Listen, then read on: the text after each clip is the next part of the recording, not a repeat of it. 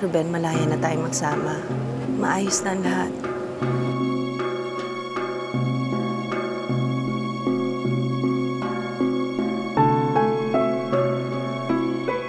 Ano ba naman kasing problema yung anak mo at bigla kang uuwi ng Pilipinas?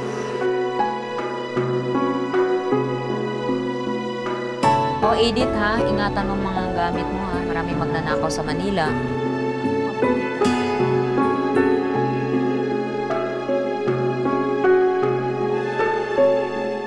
Dito ka na pala. Kailan ka dumating? Kamusta na? Ikaw ba nagpadala ng litrato na magkasama tayo sa asawa ko?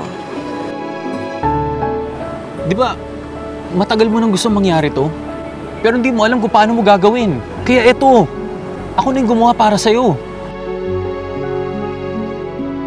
Hindi mo ba ako papakainin ng sabaw?